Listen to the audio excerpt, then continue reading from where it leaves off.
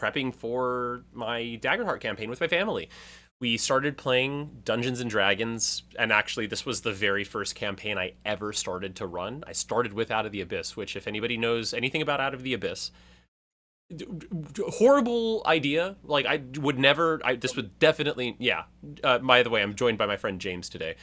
Horrible idea. I would never do that again. If I could go back in time, I would choose a totally different campaign as my very first one. But I learned a lot really fast, and as a GM, I learned what I needed to prep and what I didn't need to prep. Also, it was so complicated and difficult that it led to me like learning or finding a lot of materials to learn how to be a better GM to sort of set myself up. So maybe it's a little bit of like forged in flames kind of a situation. Maybe it's almost, again, wouldn't go back and do it the same way, but the silver lining is I got proficient at a lot of stuff really fast because I had to, because there was no other choice for this campaign.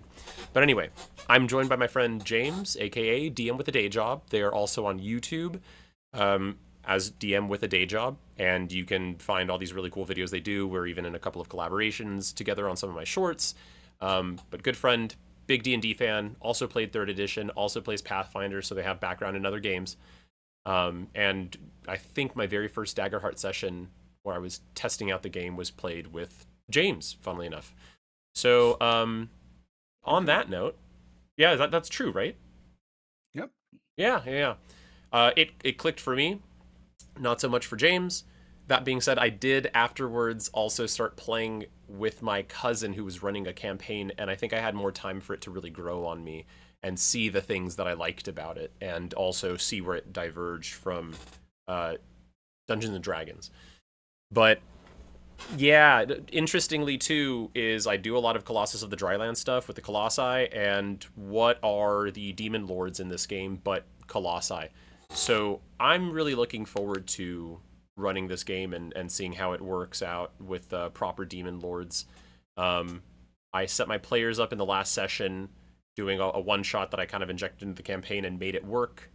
I don't know if I made it work. It worked really well by itself. It was like a mind flayer colony. Hey, what's up? Nice to see I you, Jaybird. forced it crowbars into working.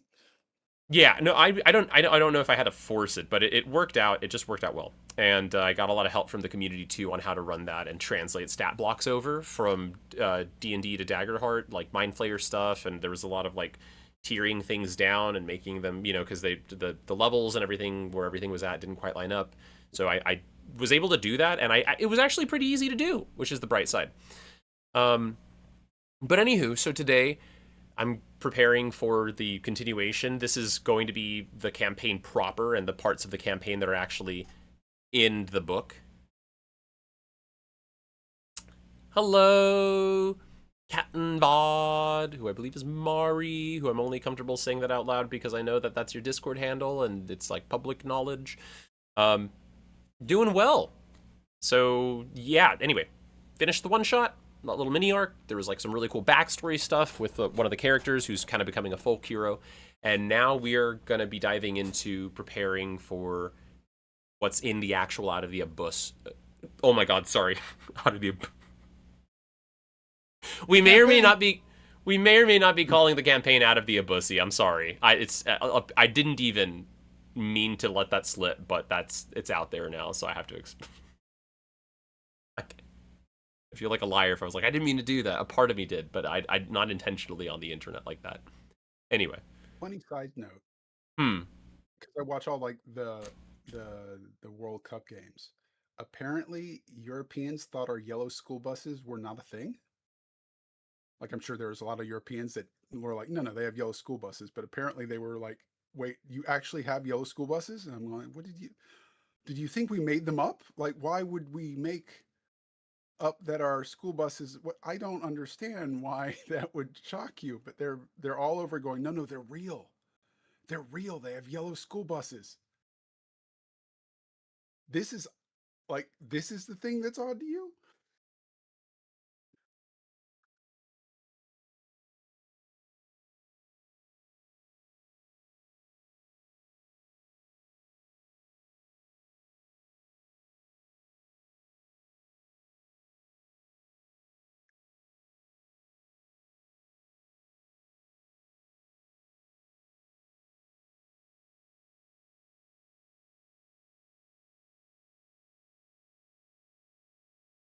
I think you just cut the mic to the Discord.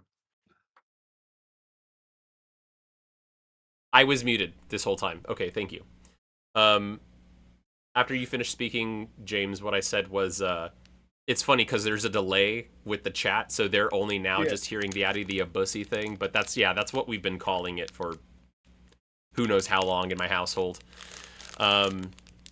It's like that's what back when we used Roll20, that's what I even named the campaign, or what we named the campaign. It's the name of the group chat. It's also the name of the category of channels that are hidden in my Discord server, because all my campaign categories are private to the campaigns themselves, which I think there's like 10 different campaign categories because of all the campaigns I run. But anyway, this is why I fucking hate running pre-written modules. And James, I don't know if you're going to agree or disagree, or if this is a hot take. I have to do so much fucking homework. This doesn't make me feel more comfortable running the game. This makes me feel like, cool, I can't just run the game and enjoy the story and find out what happens and take things out, right? I have to dedicate like 2.5 hours of my day, wedge it in somewhere, to like read through chapters of a book, just so I can, and then have to do all of the configuration of the story that I would have to do anyway, even if it was an original story. But I have to learn what they want me to do and then figure out how to do it in my game, versus just taking things and finding what would work for my game to begin with. Do with the big long campaigns. I didn't used to when they would do short little things, and they kind of did that with D&D. They have with Dragon Delves. I don't know what Daggerheart's going to do, like in terms of ever releasing kind of adventures, but like the big long campaigns, like Out of the Abyss or Curse of Strahd, like Mm-hmm. it's fine if I'm running the Death House and going like, I don't like this Grick. Why the hell is there a Grick in Death House? Cool, we're gonna Mm-hmm. get rid of that. But as soon as you're like, wait, you think it's uh cool if Strahd does this thing with, for spoilers for anyone that hasn't played it, like this thing does this thing. No, that's stupid. I'm killing that. Oh wait, it turns out that had ripple effects over here. Okay, I gotta go figure out what that is, and I gotta go correct it because it was still stupid. Yeah. Uh, Yeah. Oh, wait, hold on. I'm gonna prove a point here. Where is it? Where is it? Where is it? The name of the... There we go. See, you guys? It's right there. In the name of my Owlbear campaign, even. Carry on, James. no, Ripple that was effect it. and Was stuff. just like, I feel like if I do it myself, there is no backwards ripple of there are no ripples because I haven't gotten to the ripples yet. I'm Right. always riding the wave out to wherever I Right. need to be instead of going through and going, must fix X, Y, and Z because Yes. I thought A was stupid. Yup, and that's a whole additional problem, right? Is it's not just figuring out, okay, the chapter I'm reading about now, for the part of the game that's happening now, I have to figure out how to configure that. It's also, like you said, I have two choices. I can either not read through the entire adventure in advance, like 200 pages or whatever it is, 300 pages. I can either not read through it all in advance and simply have anxiety about, oh no, what's going to be fucked up later in the game because of what just happened, because I don't know what they have planned already. Or I can read the whole adventure in advance and then, like you said, constantly have at least the foreknowledge, but constantly have to be reconfiguring things to fit into what I know they have planned, or railroad my players to force it to work out the way they have it later. Anyway, so in the last session, they fought Orcus, and here's my token for Orcus. I sort of found just cool demon stat blocks that Daggerheart has and tried to convert them, and I came up with a narrative reason why this guy was weakened, and I said that they put a lot of energy into trying to control this elder brain of this mind flayer hive, and they were bringing, they had ghouls and stuff. I had some cool animated tentacles, which, by the way, if anyone wants to see, this is what they look like, and they move around and stuff.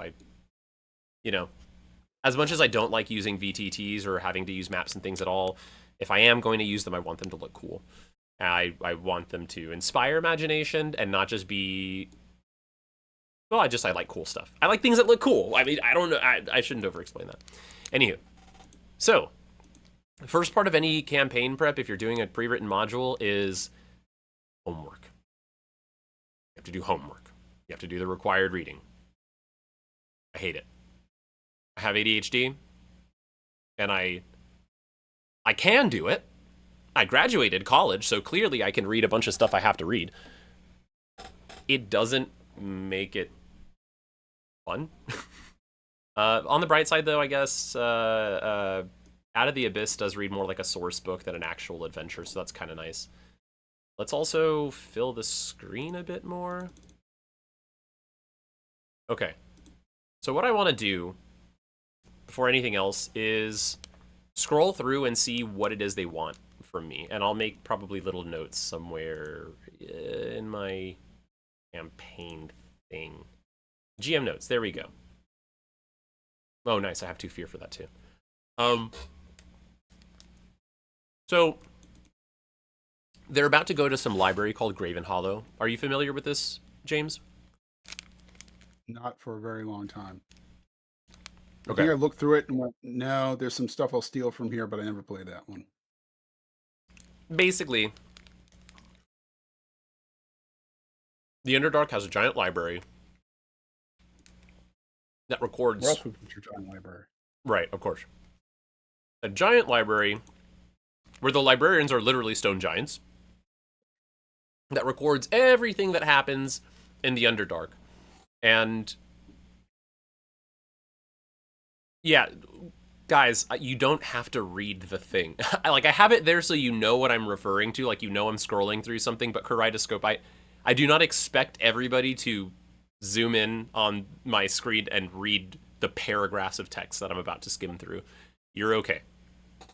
Also, that way I could like flip around to different stuff. Again, I this is here just so you know what I'm looking at with me, not so that you can read along with me. Anyway, so let's see. It's an underground library. Stuff happens there, and there's echoes of the past, present, and future there. So you'll see like sort of ghostly figures doing things, and it might be somebody who was there once before, or somebody who is going to be there looking at books or something. It's really neat. Let's see. Objective of the... Oh, God.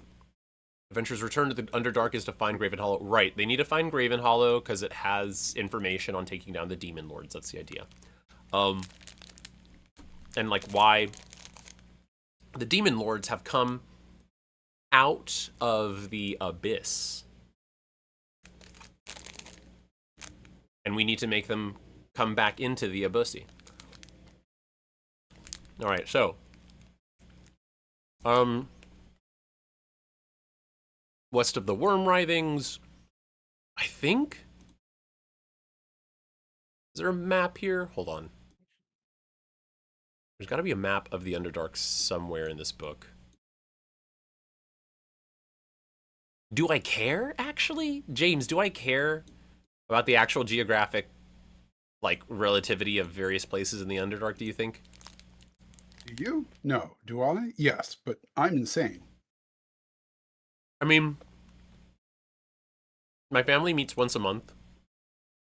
Unless I feel like it's going to directly link to the campaign or the travel or something. I mean, maybe I can get some inspiration from that information, but actually, I don't know if I do care. You were intending for them to go back there at some point, and the journey from point A to point B to point C back to point B was somehow important beyond just, I've decided for whatever reason that this time I'm going to roll like 3 random encounters or care about how many rations you have or something, which largely you don't. No, who cares? Nah. Also, it is a long way away. Tell me, narrate for me how you get there. Yeah. Also, Jay, if you're still in there, I know you're a fan of Sly Flourish. Along with Elven Tower, who is Elven Tower is a duo of people, and the younger brother Arthur is a friend of me and James now. They're in the same Discord server that I'm in here with James right now. But Mike Shea in Sly Flourish's earlier 5e days actually has a guide to Out of the Abyss, and it's funny because they stopped halfway through. They were like, they got out of the Underdark, right? Like, there's no more survival horror. They're becoming superheroes, and kind of ended their guide there. But they had a really good guide about how or they talk about how the travel gets so tedious and monotonous that it's just not fun anymore to have to deal with rationing and all that stuff, right? Like after several months of doing this, it kind of gets to be like, we get it. And so they say, just contrive a reason why they have teleportation now and can fast travel to different places. It's like fun at I mean, first when you're weak and it's a challenge, and then after a while, it's just annoying. What's up, James? to kind of, I can't pronounce kaleidoscope's kind of Yeah. point in yours is it is fun if that is the point of the game. If you're playing like don't what is it called? Don't Die or Don't Die Together or something like that, where the point of the game is that this sucks and we have no food and we've got to get food and it is a challenge to get it and you want to do that kind of thing, then Yeah. it's cool. But most games, Dungeons and Dragons, Pathfinder, Daggerheart, Draw Seal, I still call it MCDM's game.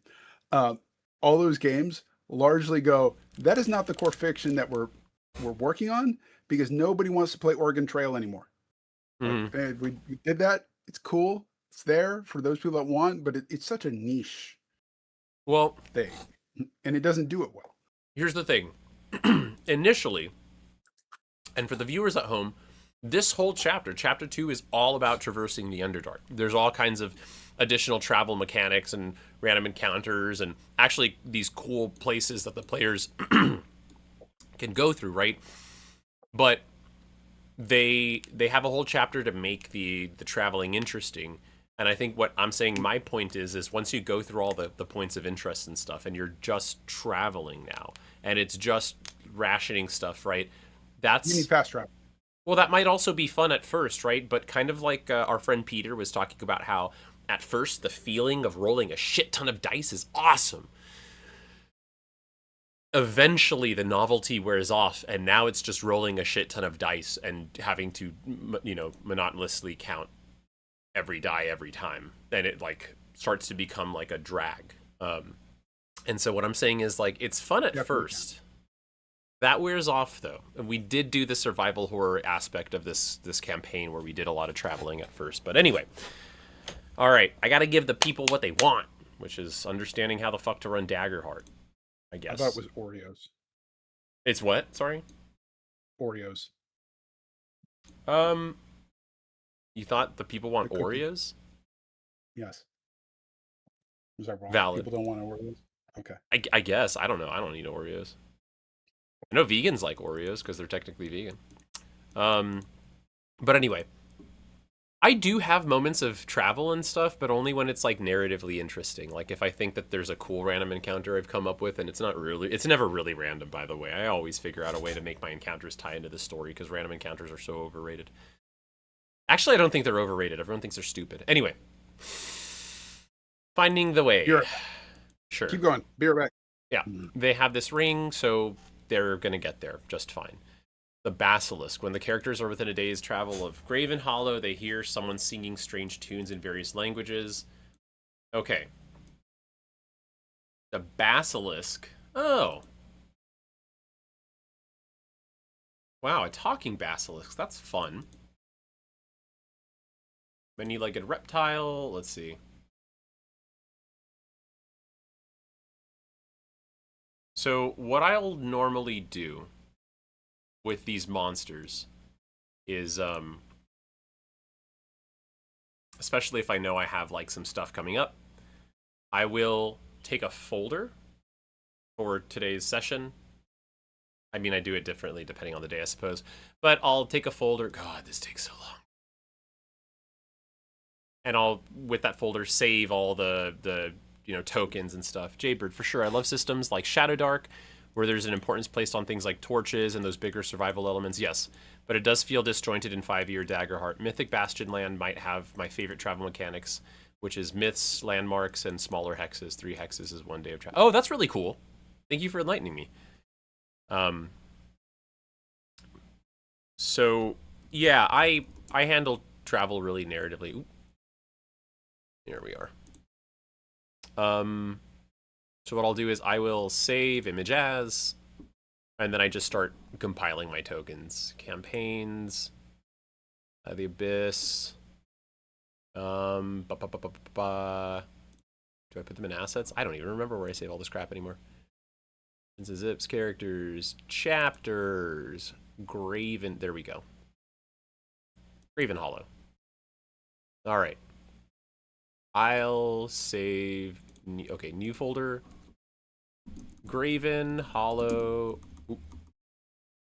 Hollow tokens. I'm gonna be pissed if I realize that it was actually Graven Hollow. No, it's Hollow. Got it. Here's the Basilisk token. No, I'll just put Basilisk. Boom. Okay, cool.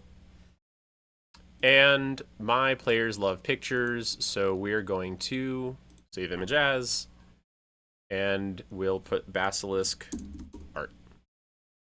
Cool, done.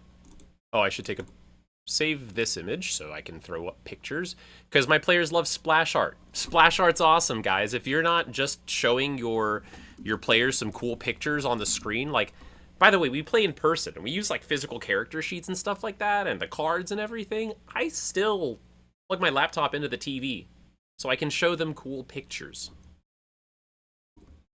Those cool pictures are cool. Okay, got my Basilisk, got my Graven Hollow, and I would say, like, a lot of my GM prep is based on, like, setting up visuals and stuff. I care so much more about showing them visuals, and even theater of the mind, I think, really relies on, like, you have to give them something to inspire that creativity. This one, I kind of caved and I decided to use an actual map, but that's also because this was, like, from a one-shot where I wanted to indulge in the maps that it, like, gave me, because I bought this, like, a year and a half ago and I never got to run it. So I was like, no, if it has maps, I'm going to use the maps because I paid for the maps. But if I can avoid it, I'll just throw splash art and say, this is, you know, maybe I'll throw some tokens over the splash art just so they have a visual representation of where stuff is. Anyway, untold years ago, a visiting stone giant druid presented the librarians with a gift, an intelligent basilisk trained to serve the basilisk, adapted readily to the timeless nature of the library. Okay, apparently this was just a cool basilisk. Guide you to the gates. I've waited too long for you already. Oh, wow, he's a nice basilisk too. Protects the library. If trouble arises, petrify first and ask questions later. Okay, so it's really easy to pick a fight with him. That's what I get from that. Bestial nature, and does anybody... Okay, here's a question for the chat. Do you guys say bestial or bestial? Let me know. Definitely longy or shorty. Initially, this presented a problem for the stone giant librarians as the basilisk had some difficulty reconciling his temper and bestial nature with the recognition of what trouble might actually look like. The stone giants taught him how to cast Greater Restoration, which the basilisk can do once per day to restore anyone who crosses him. Okay, cool. So, I mean, that's a really narrative way to say, like, they have the ability to turn people to stone and turn them... It's a smart basilisk who is meant to guide you, but will turn you to stone if you fuck with him, but he can turn you back if you need to. Thank you, writer. Massive basalt doors mark the entrance to Graven Hollow, flanked by stone giants that are actually... Sorry, stone giant statues that are actually stone golems. Okay. I'll open that up here too. Oh, wait, no, I can just... Boop. Stone golem.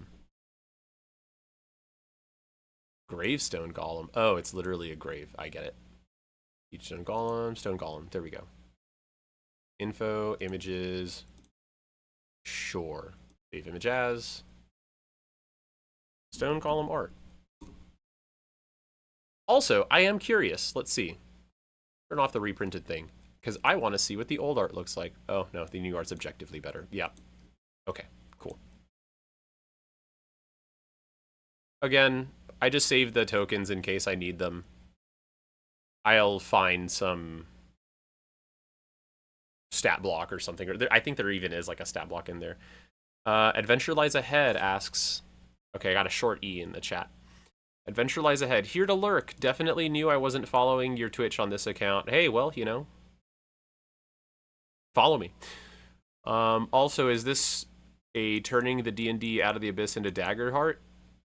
The stream is literally called D&D-to-Daggerheart, so... Yeah. Anyway, sorry, I'm too sassy for my own good. Let's see. So flanked by blah blah blah. This is, and also you can see that I'm reading. And anyone at home, 5e tools. It's just the way to go. Don't ask me why this is legal for some. I think there's like some kind of gray area or whatever. I don't care. Walking across the threshold of Graven Hollow is like stepping into another realm. Oppressive gloom. Okay, so this is what I have to read to my players. By the way, as an actor, and a person who does voice acting and stuff like that, I think it's valid to rehearse your lines a little bit. So let's see. Guides them through the gates, and this is also fun, and this way I can figure out where to put emphasis on in advance. Walking across the threshold of Graven Hollow is like stepping into another realm. The oppressive gloom of the Underdark is replaced by light and a sense of openness that brings back memories of the surface world. The oppressive gloom of the Underdark is replaced by light and a sense of openness that brings back memories of the surface world. The corridor beyond the gates is wide enough for 10 people to walk side by side. Not that important to me, but okay. You could just say it's a big door. Ceiling's height reminds you of the great halls of Gauntlgrim. Okay. Swap from YouTube, which did not have the D&D part when I looked. It should. I'm annoyed that it doesn't. It shows that it does on my end. I'm not sure why it doesn't on your end. Let me see. I look at my announcements, video releases. D&D-to-Daggerheart. Okay, cool. Sorry. It's okay if you didn't see it. I just wanted to make sure that it was correct. Okay, so they walk through. Okay, it's a big place, whatever. You can barely see the ends of the level to your left and right. Okay, cool. Corridor open, central well with walkways. So it's a well? Okay. Corridor is wide enough.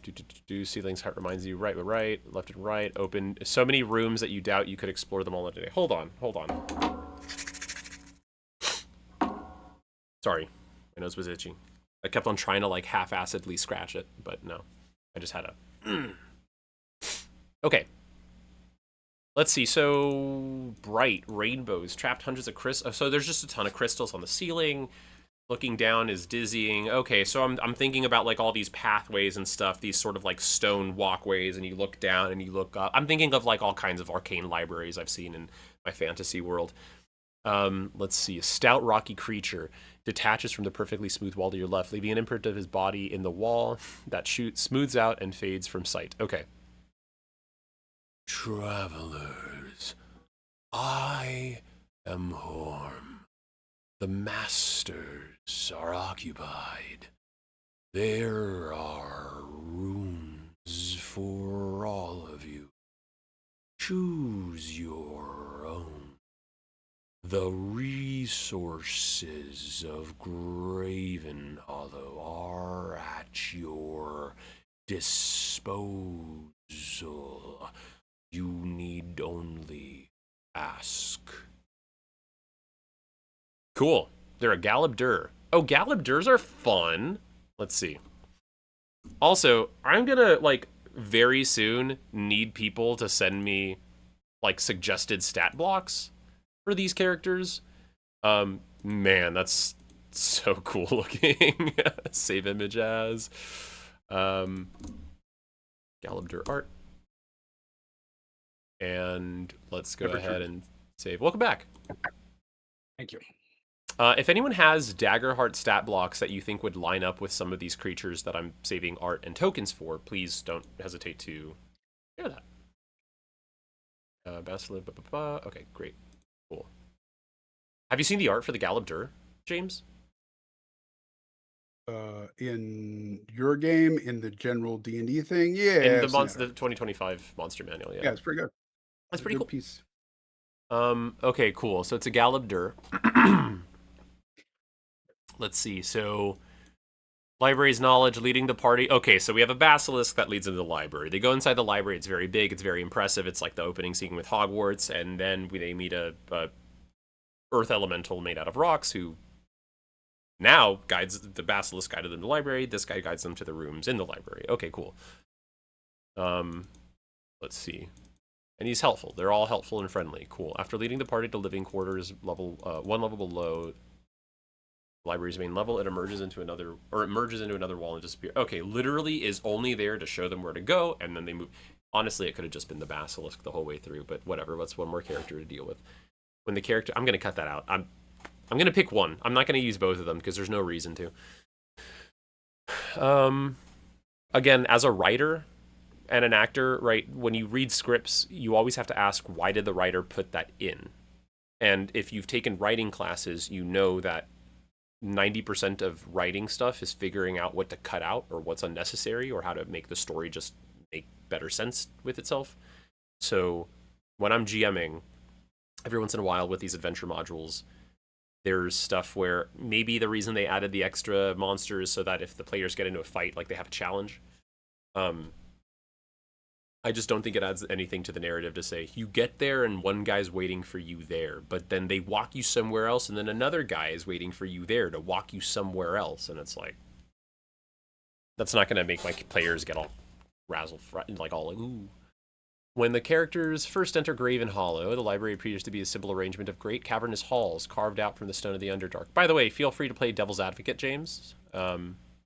James is a very experienced GM, and they're somebody whose opinion I value a lot. However, I think they're there just because they wanted to get to 6 encounters for a resting day.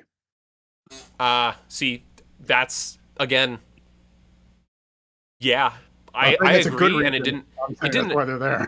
Yeah, it didn't occur to me, but I fully agree that that's probably the reason. Yes, just so you know, everybody, Out of the Abyss was one of the first adventure modules that came out for 5th edition, and there's a lot of things that you'll see in the 2014 Player's Handbook and the 2014 Game Master's Guide that people completely forgot about, and it actually didn't even get reprinted in the new one. I think there's even a whole section in the GM guide for the DMG for the 2014 version that says like the adventuring day, and it tells you like how many encounters they expect you to have with your, like, for your party to have in a single day. And it says something like, yeah, it was like up to 6, right? Like 5 to 6 or something. Yeah.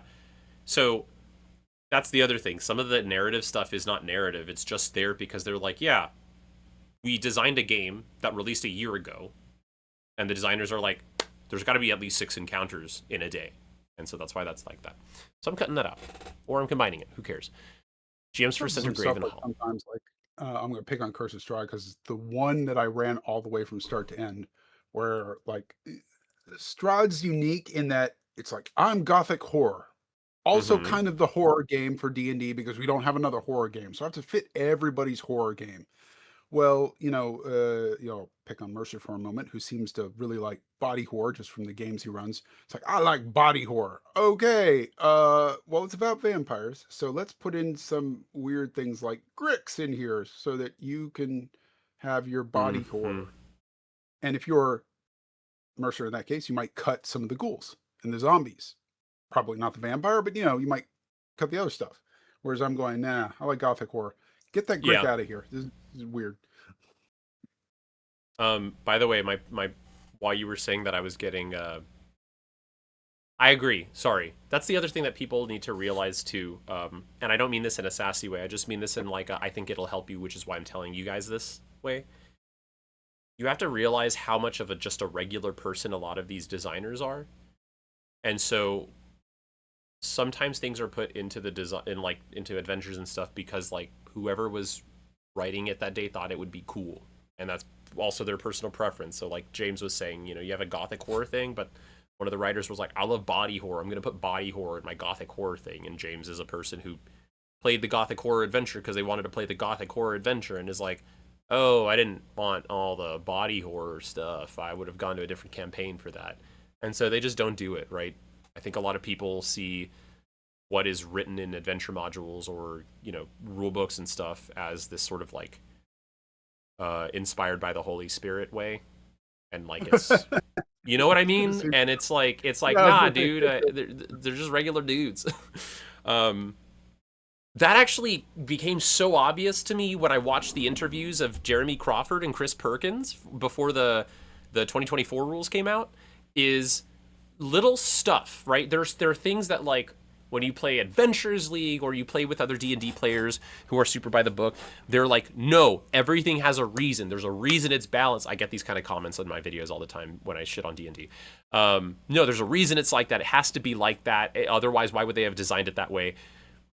A good example is like a produce flame, right? It's like an action or something to create, and then it's another action to throw it or something like that, or it's a bonus action to Yeah. make and an action to throw. I forget what it was in 2014, but um, just fucking Jeremy Crawford was talking about playing Baldur's Gate, and they were like, "Oh yeah, this spell's really cool. Like, why doesn't anyone use it? Is that not how it works in our game? Oh, this should totally be how it works in our game." He just didn't even realize that wasn't how they designed the spell. Like, I just and then they just arbitrarily changed that. He was just playing a video game. He goes, "Oh, is this not what we did? Oh, this should totally be what we did. Change the spell. Make it this instead." Super just, there wasn't a council or a bunch of bureaucracy that went into that choice. They just changed it because they were like, it's stupid that we didn't already do that. And he didn't even realize they had done it in the first place. My players have texted me because I was like, is there anything I was supposed to remember about this? Because I have ADHD, and so sometimes I straight up ask my players, did I like promise you something that I should be delivering? By the way, this is a way more informal campaign because this is not a paid campaign. This is my family, and this is where I get to experiment with stuff, and I make mistakes all the time, right? But I What go is into your it. family not Yeah, formatted? yeah, right. I can use stuff I've literally never like tested out before because they're my test group. They said, let's see, the session ended. I mean, weapons would be awesome. Don't get me wrong. Of course, it's the player who already has the coolest weapons. Um, let's see. Yeah, I don't recall anything specific that we were getting, but Akared wants a gold AK-47.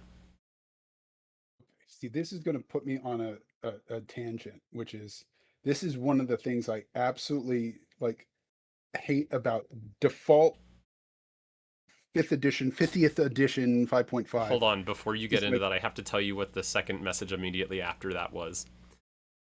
My cousin said, but Akared wants a huge gold AK-47, and my little brother responds to that text with, the crazy thing is that Urezi also wants a huge gold AK-47. What a coincidence. yeah, Okay, sorry, you people were want saying? there's not a small group of players that wants cool weapons. Mm-hmm. They like getting loot. And I Yeah. get why it's the way it is. And going like, yeah, but the loot gets unbalanced, especially if we think that we're playing in kind of um, a group session organized play when James gives out a +5 Holy Crusader to a level 1 party, and then Nico's got to deal with the Holy Crusader that James gave out. Why did he give you this? This is Hmm. stupid. Okay, but people like loot. Like they like getting loot. It's not a small population that likes just getting cool shit. And Yeah. they removed all the cool shit in fear that people would overgive cool shit. Mm-hmm. Now, are you saying that that's a boon or a bane of Sorry, where does this tie into? It's a problem. It's a thing that I don't like about the 5th edition design philosophy, which is they Oh. moved a lot of the cool shit that you got to the character class because then they can control it. Like Ah. as a designer, you have full control over the level of power a character gets at any given time, with the weapons being the weapons, the items, the armor, all those things being relatively small increases. Like functionally, the best weapon you can get from a pure numerical standpoint is a +3, which is only a 15% increase in effectiveness. The old all the way up to +5 would get you all the way up to a 25% effectiveness. That's quite significantly more, especially over multiple attacks. You'll see a lot more.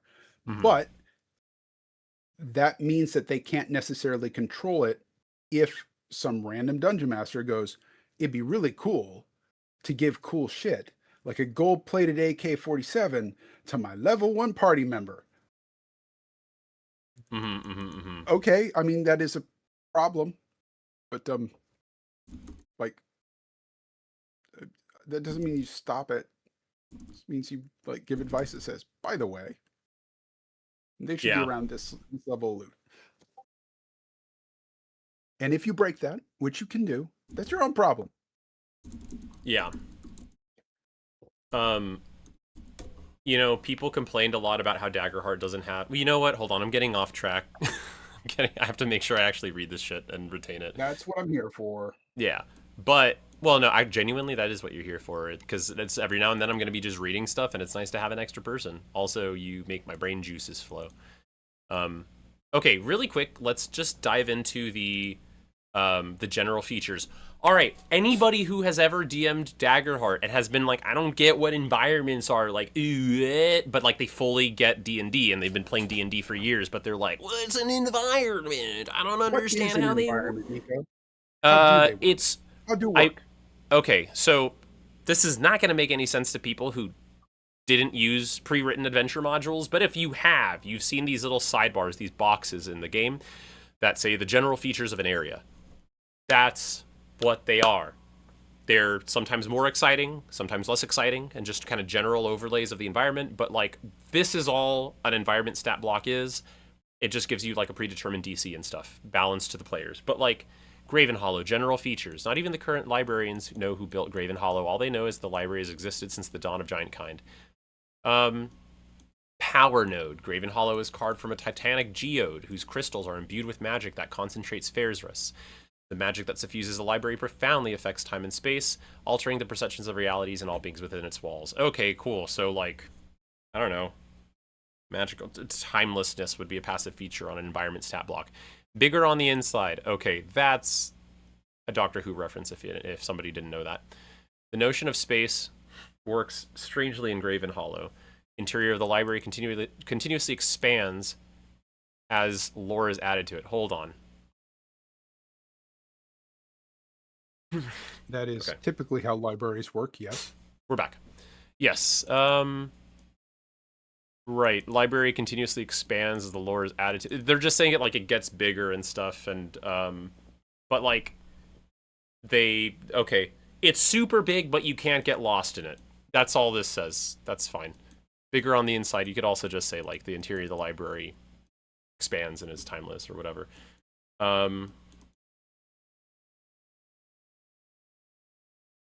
Okay, cool. Anyway, hidden from magic. Graven Hollow is a window into the passage of time and history. Magic permeates the library, blocks it off from the real world around it. Though divination magic works normally within the library, no divination effect used outside the library can discern any Okay, so they're protected from divination magic. These are all essentially passive traits that an environment stat block would have. A place of peace. Also, random encounters could be considered like one of the actions on an environment stat block that randomly summons enemies. And the random encounters. In fact, environment stat blocks will literally say like suggested adversaries, and you can liken that to a random encounters table for an area or region that you guys are in an adventure module. Place of peace. Visitors to the library of Graven Hollow are expected to conduct themselves with decorum and refrain. Okay, don't be an asshole, sure.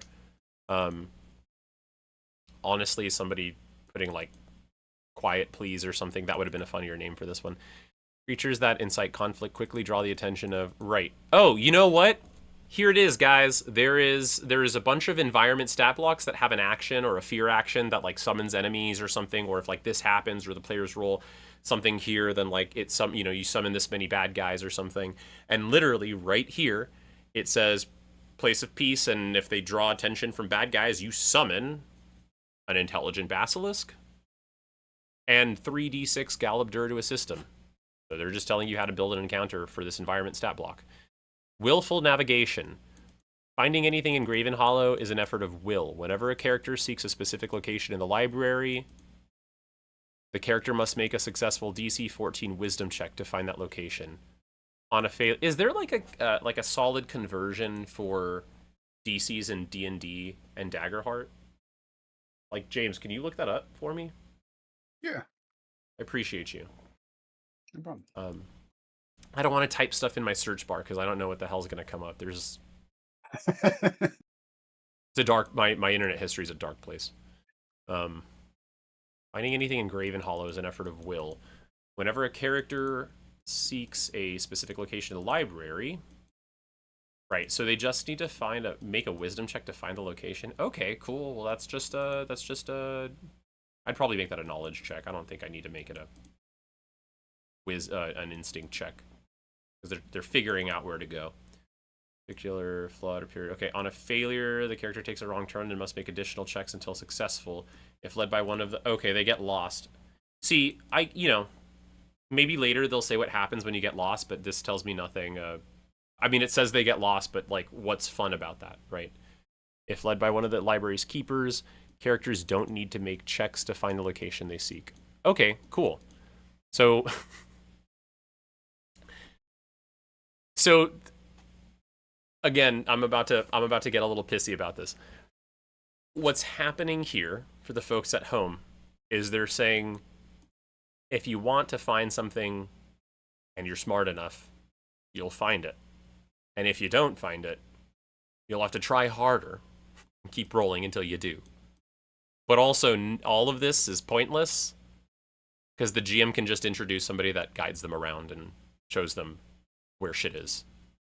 I would have led with this. I would have been like, the library's keeper can take them wherever they need to go, but if they, separate or something, then they have to make these DC checks to find stuff. Anyway,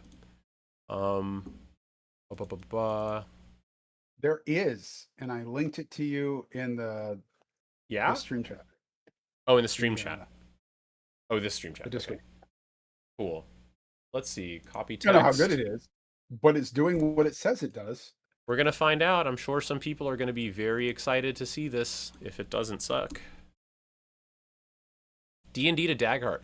I think this is a cool tool. I don't know if it works, but we'll find out. Oh. Okay, well this is for custom baddies. Still an interesting tool. Let's see. Let's take the basilisk. Clicking convert ancient amethyst dragon CR23 into Daggerheart person, and it's saying ancient amethyst dragon tier 4 skulk, a gargantuan dragon, blah blah blah blah blah. Difficulty 18, thresholds 1935, hit points 7, stress 3, features. Sure. I guess what I'm trying to say is, like, what would a DC 14 roll be in what would the difficulty be in Daggerheart?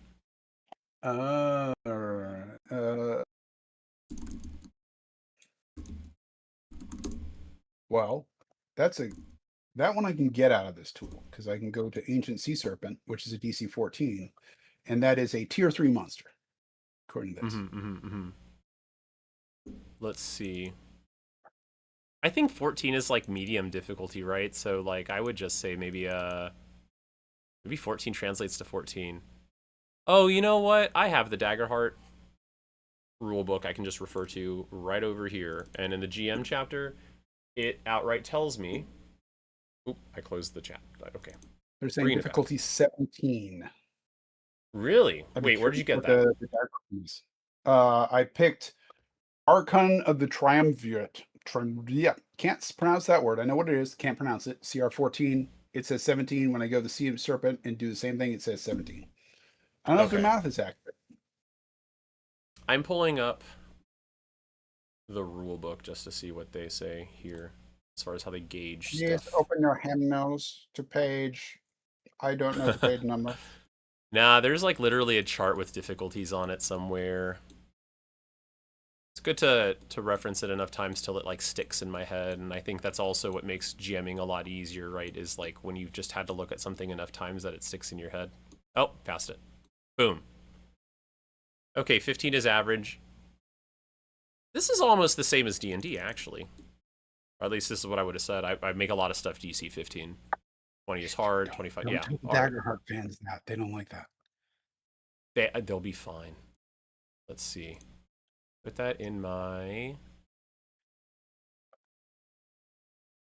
I'm going to move this over here for just a quick second so nobody you're functionally still like getting a delta, like, because you're rolling 2d10s in Daggerheart, if I remember right. Mm-hmm.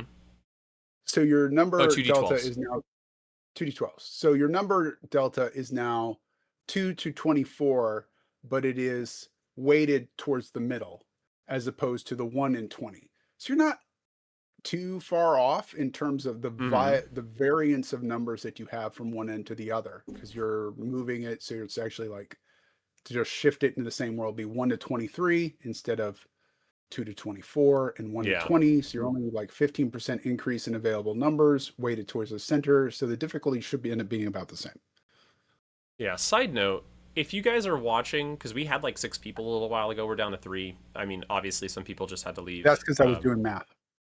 No, I mean just as a generality though, to the 3 people who are still in the chat too, um, if you have questions that you'd like to ask, questions about how I do things, or questions about just like how to do things yourself when you're trying to prepare games for Daggerheart, please don't hesitate to let me know.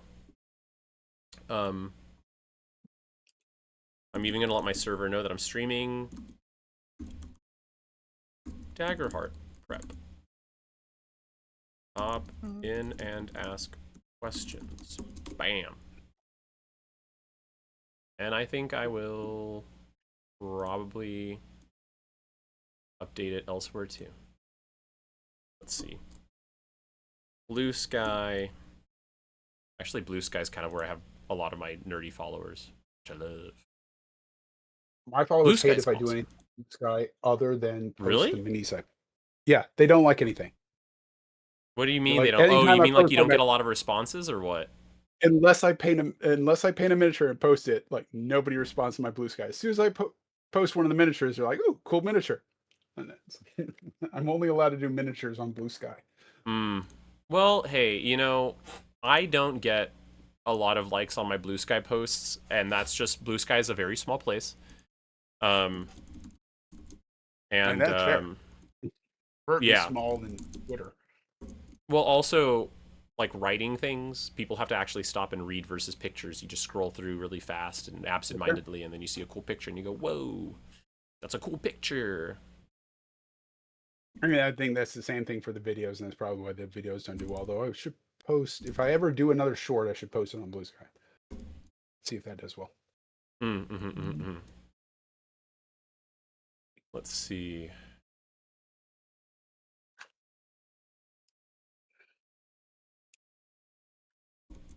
I'm also posting in the Heart of Daggers Discord server. There's a lot of cool people there. I really like the Heart of Daggers community. Okay, cool. Allies within And on YouTube. can grant any allies Okay. within 30 feet resistance to bludgeoning, piercing, slashing. All right. Posts.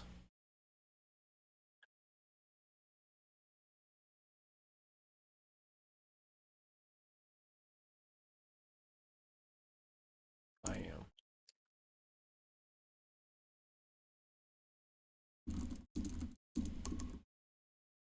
Go, go, Power Rangers. Do, do, do, do, do. Oh, I don't want to get, like, copyright striked or something struck. I don't want them to strike my copy. Okay, anyway, back to the actual stream and what I was doing. Okay, let's see. Agreed, adventure lies ahead. I'm in a working meeting. Oh, just lurking. Ah, it's okay. Kaleidoscope. It's okay to lurk. I just meant like, I mean, if you have to lurk, you have to lurk. But if someone's like wants to ask questions, I want to open the floor for that. You can't Been tell doing us you're chores. lurking. That blows your stealth score. Like Let's you rolled well, and then you see. said you were stealthing. You're like Kronk doing the like theme song music. Mm-hmm. Okay, let's see. So I'm halfway through this chapter about Graven Hollow now. Honestly, considering that I started what, an hour ago, I should get I through mean, you're faster. making better time than I am. I did one ability. I have until like two. Well, it's a D&D ability, so it would take you several hours. Um. Okay, seriously. Archives. Oh man, I feel bad for doing this chat, but I want coffee so bad. Will everybody be okay if I make coffee? Do you guys mind if I make coffee? Can I get a thumbs up for? Can I get a coffee emoji for coffee? Or will I'll entertain them. people just I'll sing the abandon me? AFK. like my father did when I was 2 years old. Wow, that got dark fast. Just kidding. That's the lack Well, of coffee. Gotta go get that's the coffee. lack of coffee, right? I get my humor gets dark when I don't have coffee. Like the coffee. Like the coffee, right? Like the coffee. Okay, so all I'm getting out of this, the annals of history. Whoops. Okay, so the You know, archives. you get a whole other things out of the other thing of history. Take a quick nap while the monster kicks in. Yeah, caffeine or coffee naps. Okay, well, all I'm getting out of a lot of this is okay. Someone said coffee time. I'm going to switch to my little BRB screen. Let's see, maybe this one. Hey,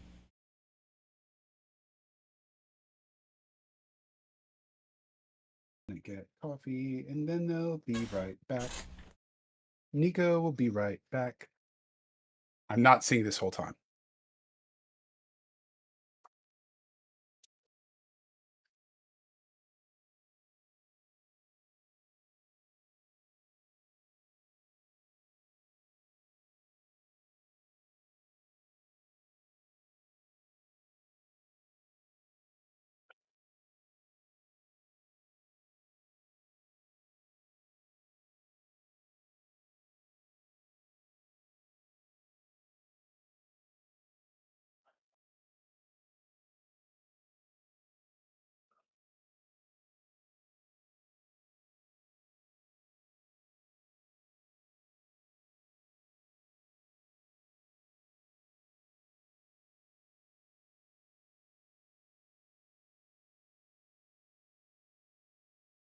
Yeah, there you go.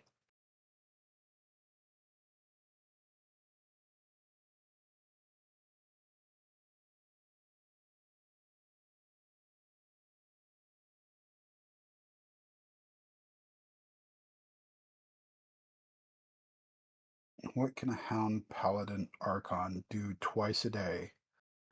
That would be a cool thing for them to be able to do that is not overpowered, but would help the players. It would make it feel unique compared to a more like vengeance and retribution based kind of paladin. I don't want them to heal. They've got that already. They blind with their shield. They can interpose themselves and take the hit instead.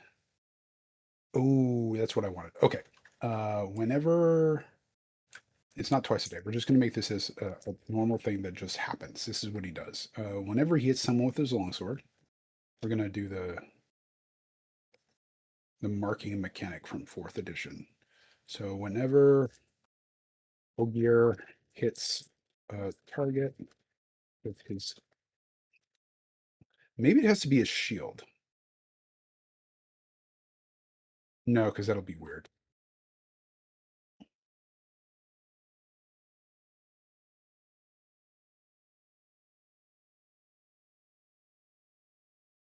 The voices of James from DM with a Day Job. I usually get lots of your voice sounds like this other person. There's like 15 people they tell me I sound like.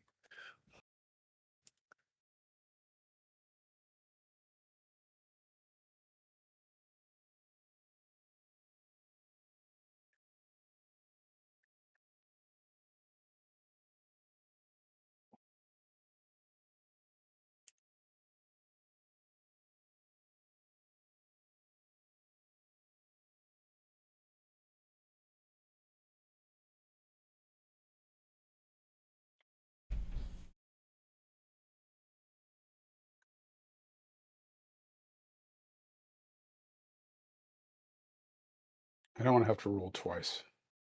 I don't want to have to roll saves. I'm just going to make it happen. Um,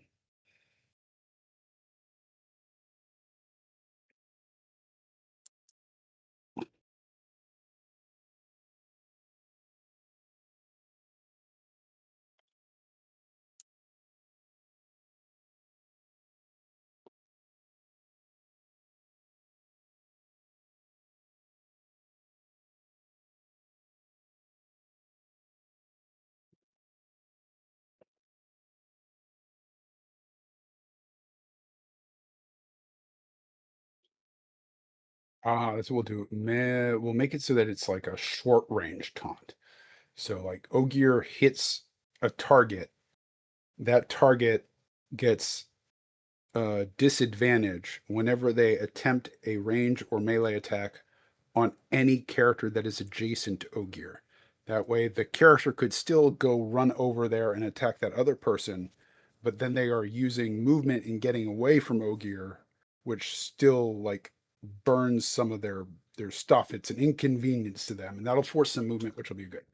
Um, attempt to range or melee attack.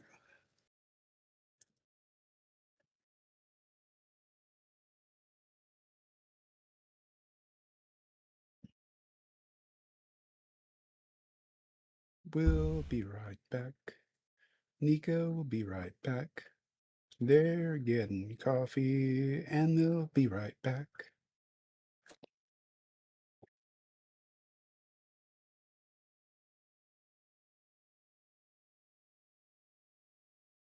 Okay. I'm back. I absolutely did not sing to your audience while you were gone. Buddy, I am wearing Bluetooth headphones and I heard every word of it. But I Shit. actually would love to have, like, you made me think, like, wouldn't it be nice if I had, like, a fun sort of, like, background music going? Oh, Get Laser Llama released Rich something. Rich to do you a they'll be right an AFK song. Yeah, or even any of the It's Always Sunny in Philadelphia music. Did you know that um, that's all public domain? Really? Yeah, Huh. including their theme song. I tried to watch Always Sunny in Philadelphia. I can't. I maybe it gets better after the first season, but I was like, but they're such horrible people. No, that's the whole thing. That's the whole bit. Every step of the way, and the lives of everybody around them are irreparably made worse. Um, it's just hard to watch. If you can't find the humor in that, then it's just hard to watch. Um, I I hmm. get that it's funny, but like I'm like, this is just like life. I was aware that was what it was. I'm gonna go watch something that makes me feel better. Mm-hmm. That's actually why I stopped watching House of Cards way before it was controversial because of Yeah. the lead actor. But I stopped watching House of Cards because I was going through some really rough stuff in life, and the last thing I needed was to escape from my reality into just a reality that was worse. It didn't make me feel better. I was just like, oh, cool. Now I'm like depressed about something else. By the way, these Bluetooth headphones are incredible. James, when I went to get my coffee, I saw that the trash can was open, so while the coffee was brewing, I tied up my trash bag. I left my apartment. I walked across the parking lot to the trash, to the garbage. What do you call the dumpster? Dumpster. Yeah, I don't know why I brain farted like that. Walked to the dumpster the whole time. I could still hear you singing. That is some range. Right? Right? Yeah. As opposed to like, I have these much more expensive, This fancier is not a Bluetooth paid headphones. ad. We're just talking about Bluetooth headphones. This is I not haven't a even showed sponsored. them. I haven't even showed them what the headphones are. But I was gonna say, compared to these other much nicer headphones I have that are all noise canceling, I can't even get to the freaking. I can't even walk into my kitchen without them disconnecting. But anyway, okay.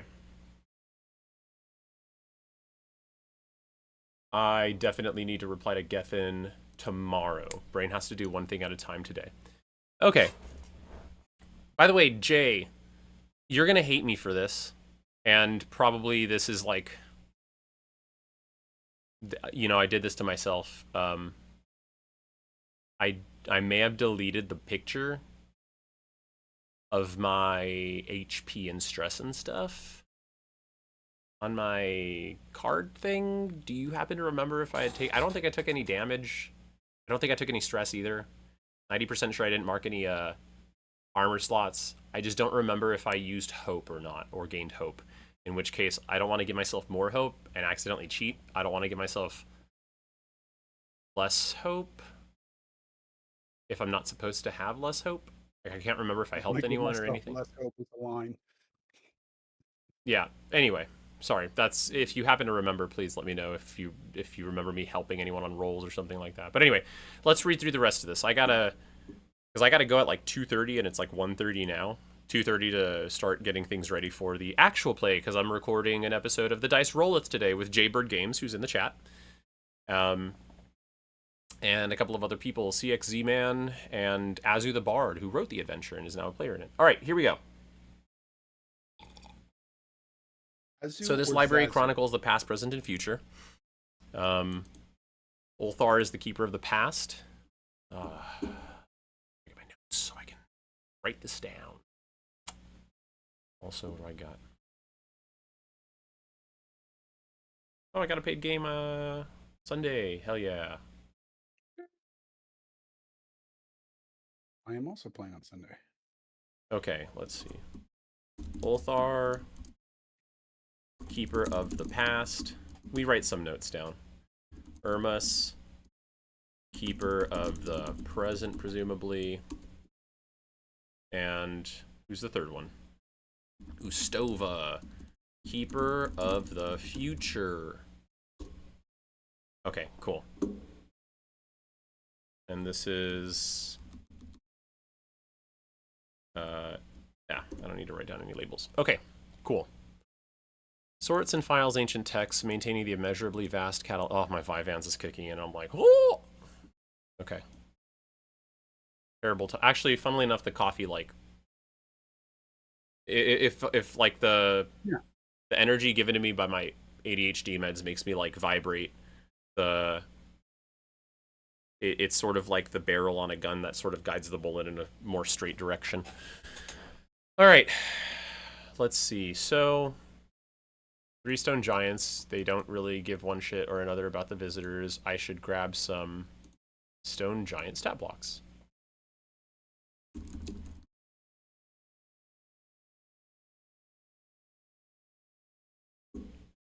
Images.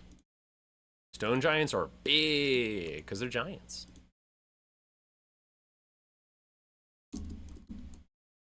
Stone giant. I love stone giants. Yeah. What makes you enjoy them so much? There's like I don't even remember if they keep it with the new thing when they added their they call them steadings or whatever their role is, but they used to be like sculptors where they would sculpt stone and they were like the quote unquote friendly giants until you get up to like the cloud and the storm giants that could be more friendly than the militaristic fire giants and the raider kind of quasi Viking cloud giants. There's the stone giants that just, they make stuff. They carve castles. You can just hire stone giants to be like, you know what I'd really like? Cool Art Deco castle. Could you Art Deco me a castle? I hate to say, one thing one way or another because this is a very binary way of thinking for a non-binary person, and I think we were saying like Daggerheart, for example, kind of falls into this problem where it's like you got to be one thing or another. But like when it comes to the lore, if you are going to write a bunch of lore, I guess this is fine for imagination and stuff like that. It's a lot more, like lets you make up a lot on your own. Yeah. But if you are going to write lore, it is fun to look at like all the lore that the monster manual from 2014 had. I do love to draw from this. But this tickles the part of my brain, the autistic part of my brain that like when I was a little kid used to spend hours reading about like the different Super Saiyan forms that Goku and all the other Saiyans could do because, sometimes that's what I'm into. But if it's about a game I'm running, sometimes not. But I wasn't running games nearly as much, so all I could do to indulge in the game was to read about the game, which is why I liked all the lore. But anyway, okay. Past. Okay, this guy's from the past, or does keeper of the past. Sorts and files ancient texts. Maintains the library immeasurably vast bouquet. Cross-referencing, expanding his collection. Composes epic poetry and is responsible for curating and restoring wallcards. Who doesn't do epic poetry every now and then? It says he composes epic poetry. Yeah, I mean, always welcoming any chance to discuss history. Okay. So, patient giant, big collection. Um, let's see. Discusses history. Most willing and likely to spend time with the library's guests, he treats surface dwellers as if they were figments out of dreams, but makes it obvious he believes that such dreams have wisdom to share. Huh. There's a bumblebee I think back you've there. got wisdom for me, but I'm not sure you exist. Yeah, I wonder why that is. Let's see. Who's texting me?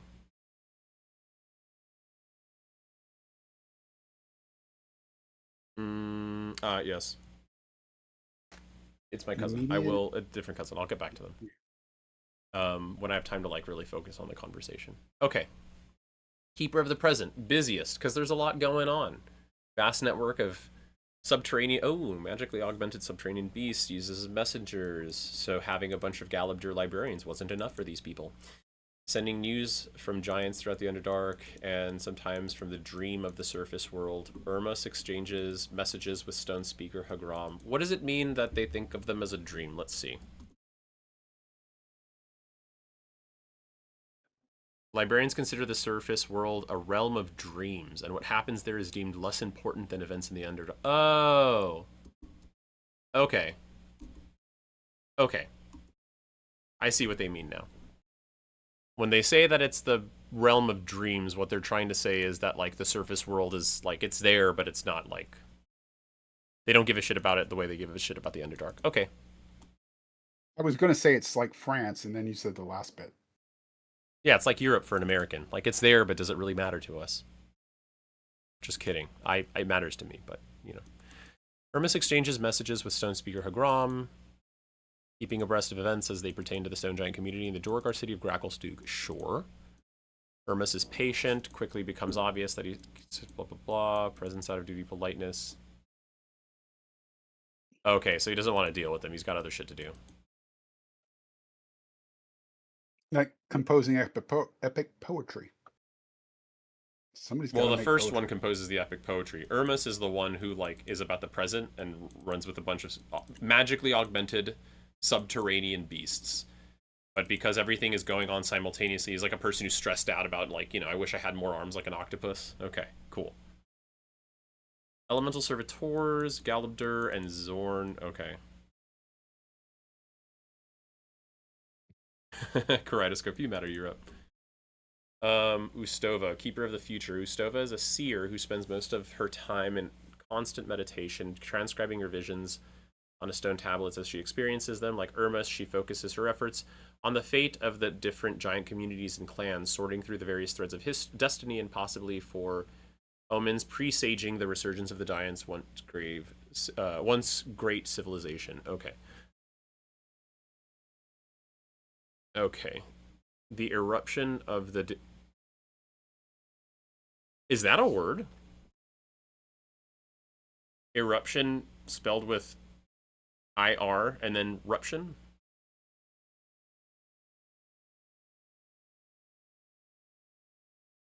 Yeah, an eruption. Eruption. Sudden violent burst. Okay.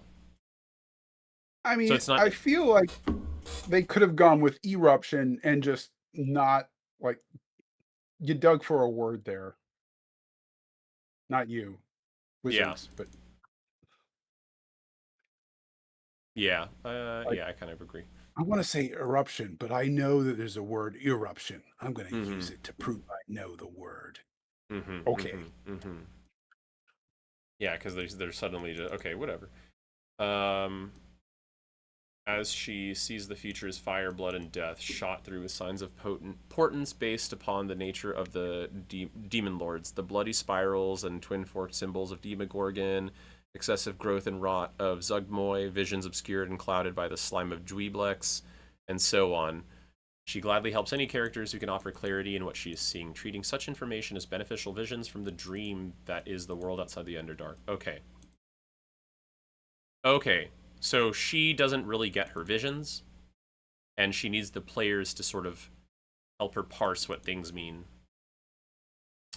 Library draws in elemental spirits to animate earth, and stone, forming Galabdur to serve as assistants for the keepers. These creatures are humorless but diligent. Okay. Echoes, man, I'm not even... Hold on. Oh, I'm not even halfway through this chapter. Fuck. Okay.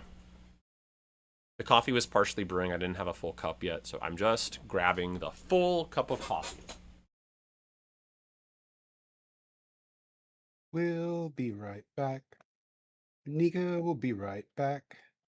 They're getting coffee and they'll be right back. Nika will be right back. They're getting coffee. Then they'll be. I dropped the tune. This is why I can't sing. Like It's no okay. music. I'm already back. You can give up. That's what my piano teacher said.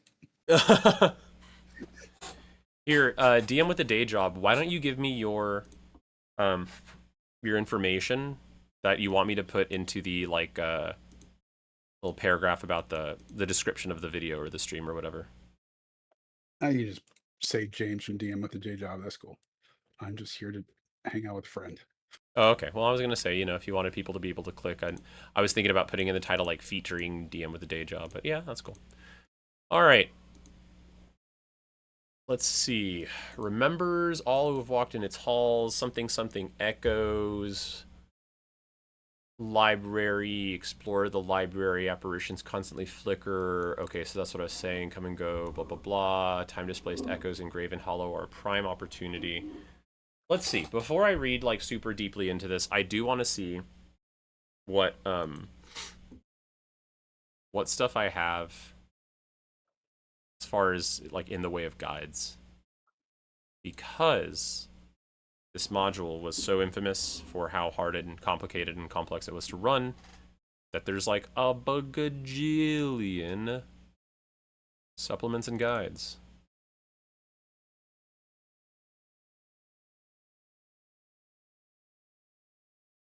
Underdark, here we go. Loot and treasures. No. Ooh, but I have all these supplements that are treasures. Monster loot, blah, blah, blah. But that's not what I'm looking for. Desktop.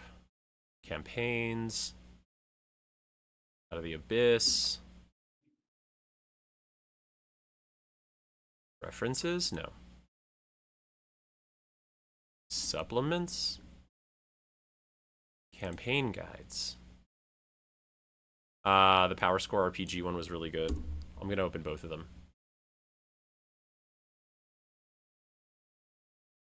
By the way, this is the guide that Elven Tower that Arthur and their brother made. All those years ago. Okay, let's see. Here we go, Graven Hollow. What do they say? I've successfully finished Ogier. I finished one NPC. I'm on to the next.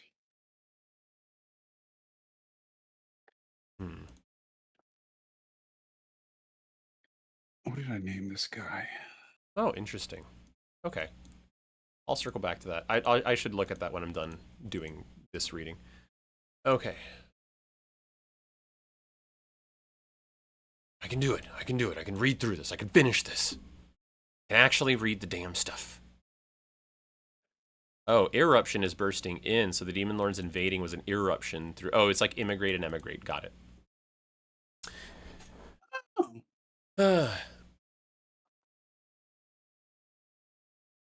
Okay, fine then. It's okay that they know the word. They can... I'm guessing that they looked it up. Also, Kaleidoscope admitted like they could have just said the word invasion as well. Okay, now it's not okay. I changed my mind. It's not okay that they don't know the word. Okay, so the echoes... Sorry, so there's... Go ahead and say what you're going to say. That was it. Okay. So there are these echoes that are almost like ghosts. They're like quasi duplicates or something with 1 HP. Time displaced echoes are a prime opportunity to introduce some of the great adventures and personalities of Faerun in a way that whatever echoes offer them a chance to... Okay, so for the lore nerds. Echoes belong to those who manage to find Graven Hollow, coming here to seek knowledge. Okay. And it says, have come or will come. So it could be someone from the future or something. Oh, and these are all the people they can come across. Interesting. Interesting.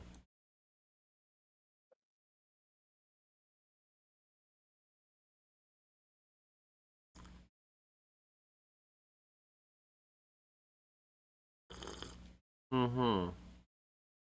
Here's what I'm gonna do. You know what? Some of these might be interesting. Elminster could be fun because my players have played Baldur's Gate, so they would recognize that. And also the Society of Brilliance, which is in Baldur's Gate 2. Baldur's Gate 3 as well.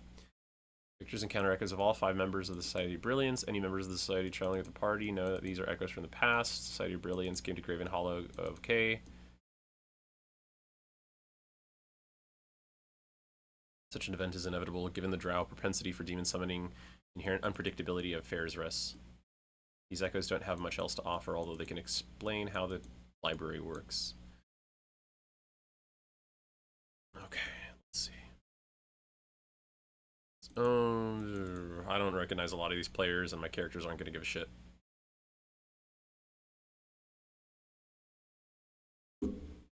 Some of these, the ones who come from the future, might have even been Easter eggs for future adventures. Okay, keep the rooms clean. Librarian quarters. Okay, they're never going to go in here. Guest quarters.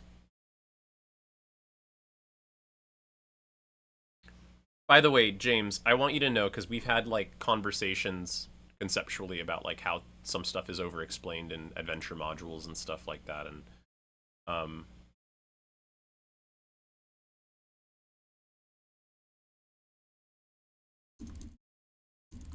sorry, my partner messaged me. Okay. If that pot died. Okay. What I was gonna say was, there are so many things in this book already that I'm like, I don't know if I care. Like the librarian's quarters and stuff. I think that like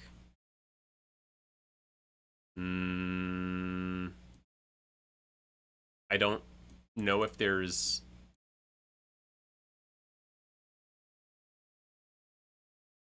any reason that they would even go in here. I'm sure there's like a 10% number of GMs who are like, boy, I'm glad that they told me what the Stone Giants' living quarters are like in here.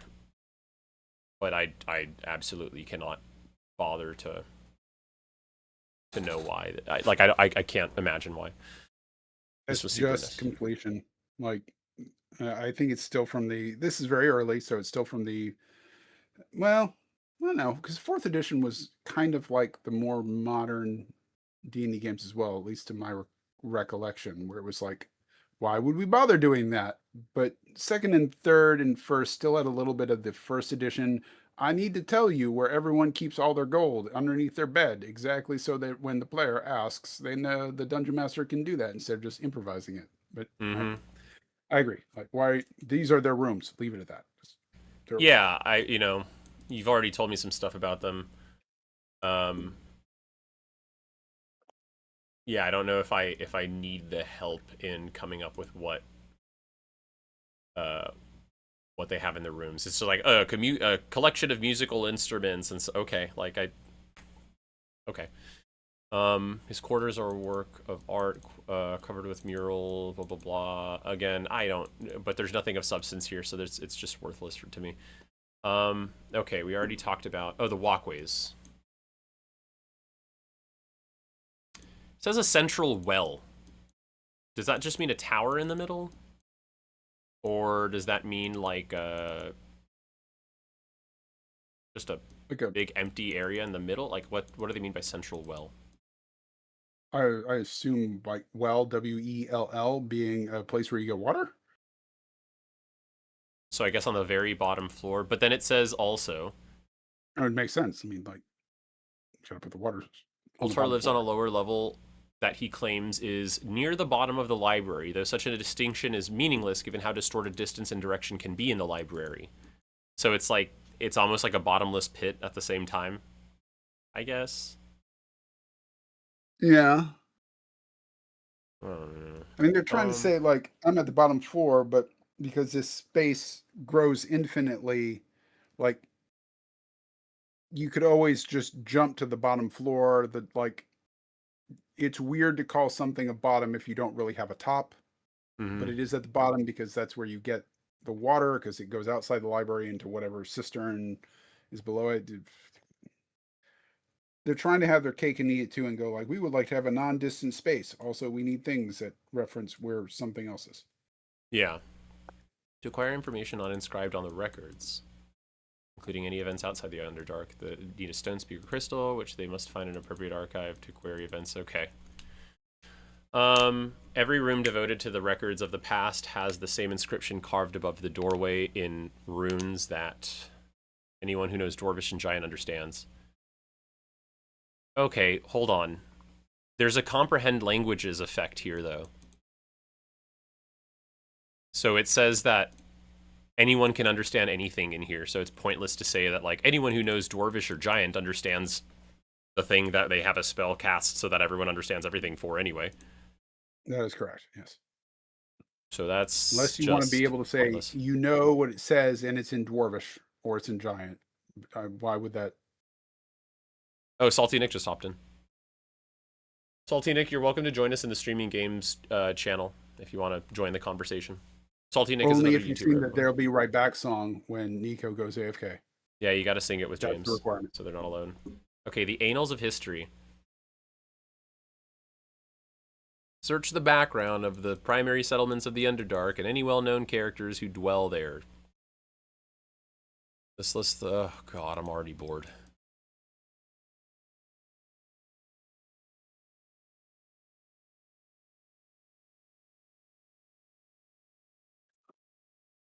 Oh, what's a human looking inevitable? Oh, this is so boring. Okay. Hello, YouTube. Hey, what's up, Nick? It's Salty Nick, everybody. They're also a YouTuber at Just Salty for those Nicks. joining, be aware that the mic is hot onto the stream. Hi. Yes. I Although I read the think, instructions. yeah, Salty Nick, since they had tuned into the stream, would have heard your voice, James. Well, but VJ jumped in, so I was making sure Oh, VJ. VJ. Hey, VJ. Just so you know, the mic is hot. So if you say No, something, Vijay just left. there you go. I mean, I hope they know that they were welcome to talk if they wanted to. If they left because they didn't want to talk, that's one thing. But if they left, I'll make sure they know. Okay. Yeah, I'll talk to them. Reports about the demon's invasion are sketchy and current. Okay. Might be on the move to an undisclosed location or following the ravaged paths of Ynogu or Baphomet as they gather and rally the races that worship them. Unlike the bits and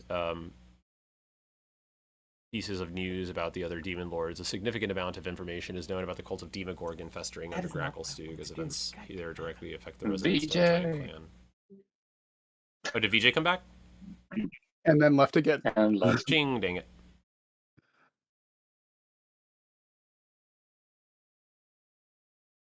Okay. So they get a rough idea of which demon lord arrived where. Okay. Do they have Baphomet in this? I can't remember. Rooms with Ustova's prophetic writings have inscriptions above the doorways that anyone who knows Dwarvish... Okay, once again, just redundantly saying the same thing. Future is a song we remember, but we cannot rush to its end lest we destroy its melody.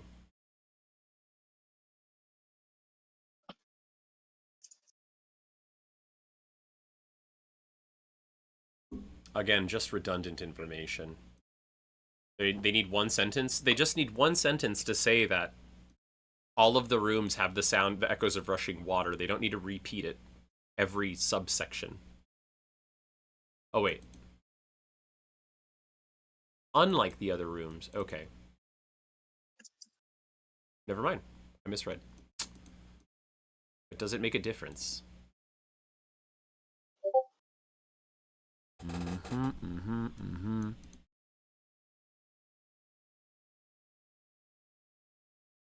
Okay, so is the past on the top? Or is the past on the bottom? Ustova.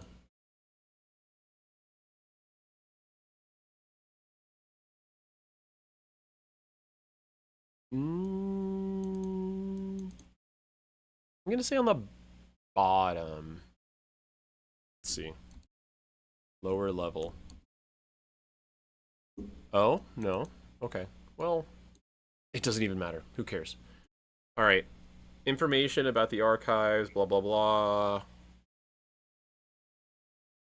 Water shimmers over crystals as it falls. Okay. So the future is on the bottom, but their room is not on the bottom. Who cares? None of this complexity adds to the narrative in any way. Okay, let's see. The enemy of our enemy. As the characters explore the library, ideally after encountering an echo or two, they meet the venerable Drow okay. Ah, here we go. Drow Archmage. A Death Slod. Which, didn't they change? Yeah, weren't Slods like demons and now they're aberrations or something? Am I? Yes, they were chaos demons. Yeah, so... Well, chaos outsiders, because they're not. Oh, demons. no. We got aberrations. We got aberrations here. I mean, that's what they are now. They used to come from the plane of chaos, like not chaos evil, like that was demons, and then there was Sloth. Oh, okay. So that's why they're aberrations. It's just because they're not even demons or evil. They're just chaos. Got it. Slods are gross. Okay. What's a new death slod look like? Oh, wow. Metal. Okay. All right. Is there an archmage with the following statistical modifications? Alignment is neutral evil. Fey ancestry, blah, blah, blah. Right, give him the elf stuff. Got it. Or drow stuff. Okay. Two figures approach. A withered drow clad in dark flowing robes and a hulking gray-skinned monster resembling a spiky humanoid toad. Its mouth is full of razor-sharp teeth. The drow's pinched and lined face speak to his great age, and his red eyes narrow and appraise you carefully as he approaches. Okay, he introduces himself. All right. Talks to him. He's all... And talk, telling him to oppose the tyranny of Lolth. Okay, so he's not a fan of Lolth. You're back. Okay. And he's come down here to fight the demons. And he says... Drow Archmage suggests that the adventurers make their own inquiries, and that they look in particular into Menza Baranzan and its Archmage, Gronth Bainray. Vizarin then returns to his quarters, telling the adventurers how to seek the librarians if they don't already know how to do so. Wow, so they had all this stuff about the librarians, even though that might not even come into play until they meet this guy. Described past halfway through the chapter. Okay. I can't believe there are people who prefer pre-written modules. I genuinely cannot grasp it. Okay.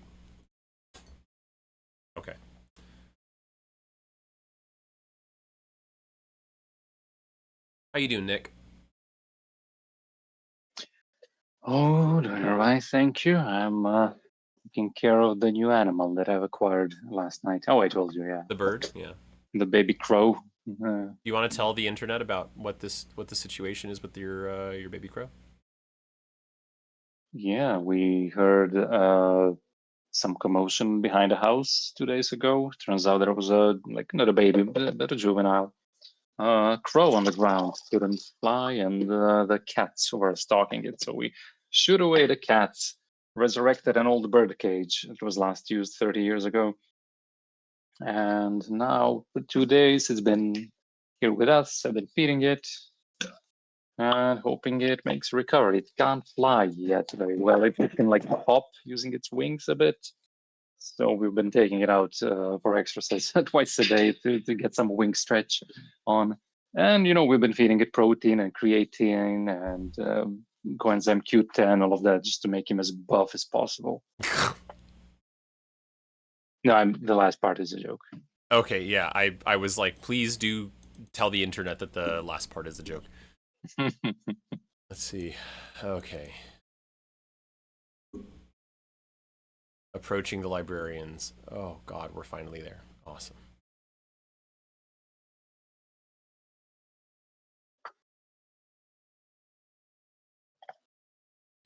If the characters set out to find a librarian, Ulthar is the one they find first. That's the guy from the past. Yeah.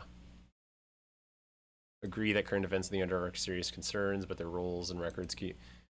Why not? Why not just have the part about approaching the guy and the section about the guy? Why is this a whole separate section? When you told us about 3 librarians and you said the different kinds of them and stuff, and just... Why is this... Why is how they approach the librarians or which one they appear, like, appears to them first? Why is that a whole separate section from the part that talks about the librarians in the first place? Pirates. I do like pre-written modules, but dear gods, WotC does not know how to organize them in a book. Call of the Netherdeep wasn't awful, but also written by not WotC. So, yeah, right. So, yeah. If they don't have their own, instructing them on how to attune to it. Okay. Awesome. So this is basically saying if they don't already have this thing from a previous quest, they get it. A creature attuned to a stone speaker crystal gains the ability to peer through the veils of time and receive visions of the past, present, and future, but only while in Graven Hollow. Sure. Okay. I'll read that out loud to my players later.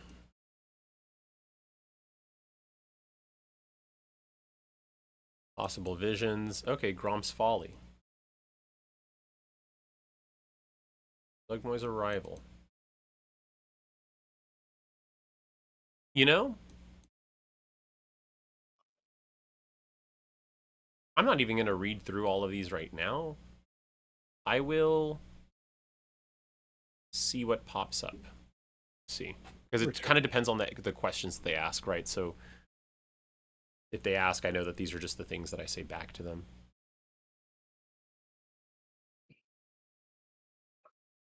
Ooh, Cyrog lives. When are you running this game?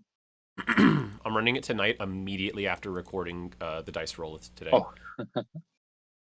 So from like 3 to 6, I'm going to be recording. And then from 6 to bedtime, I'm running this game.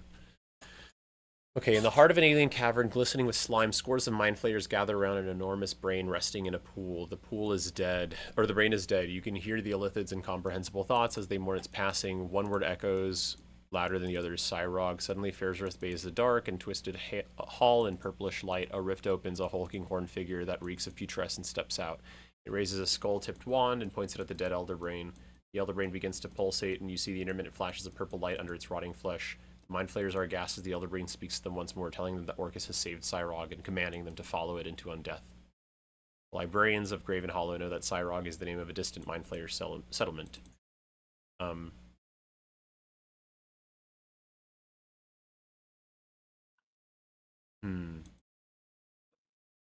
Oh, so the elder brain doesn't have its own name. Or maybe the elder brain is both. Oh, there we go. Okay. Vizerin, Devere, and every member of the Society of Brilliance, that's the Archmage, also knows that Cyrog is named after an ancient elder brain that commands the settlement. Right, okay, so it's both. Which lies deep in the Underdark, thousands of miles to the east. Well, that's what the one-shot was, or the adventure was beforehand. Let's see.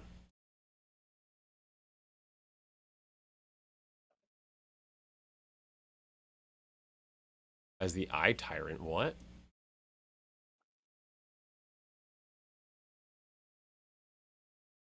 Huh.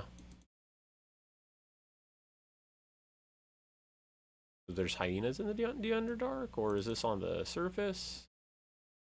They'd be in the Underdark because Yunogu's in the Underdark, I would imagine. I mean, like, did he bring them down from the surface? Does he just spawn hyenas? Like, I probably just spawns hyenas. let's see. I mean, where do you think hyenas come from? That's a silly question. Okay, let's see. Yunogu.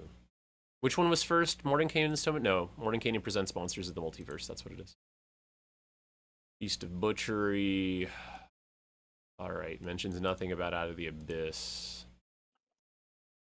Flail, Confusion, Paralysis, Spellcasting, Legendary Actions, Swat Away, Savage, Lair Actions, Incite the Pack. Let's see, what about Hyenas? Okay, Incite the Pack. Until the next initiative count 20, all gnolls and hyenas within the lair. Okay, so the lairs just have to be there. Or the hyenas have to be there in the lair, okay. I gotta go now, but nice to be on the stream a bit. See you later.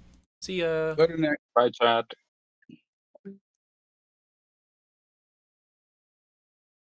Okay. Returning to Vizerin. When the characters have discovered all they are looking to find out, they can go to Vizerin. If they don't, he seeks them out, having finished his own research. That fool Gromf brought the demon lords down upon us, and his demon queen pulling... That fool Gromf brought the demon lords down upon us, with his demon queen pulling his strings all the while. He has given Lolth free reign in the abyss. No, I'll make him British, because he's an elf. That fool Gromf brought the demon lords down upon us, with his demon queen pulling his strings all the while. He has given Lolth free reign in the abyss. My research leads me to believe Gromf used Fair's Rest to achieve such a summoning, though I'm sure he didn't intend this result. Imbecile! I can save you months of research.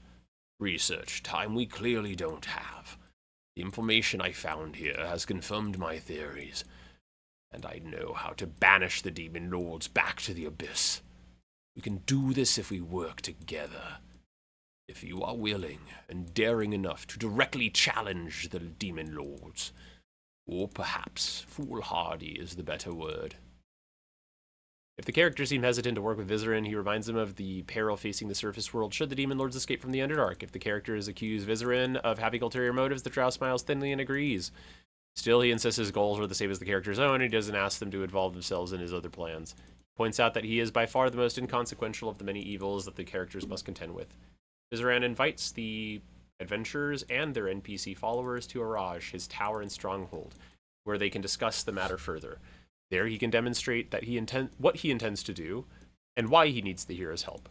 He refuses to discuss plans in detail in Graven Hollow, saying the walls here are literally have ears and echoes linger forever.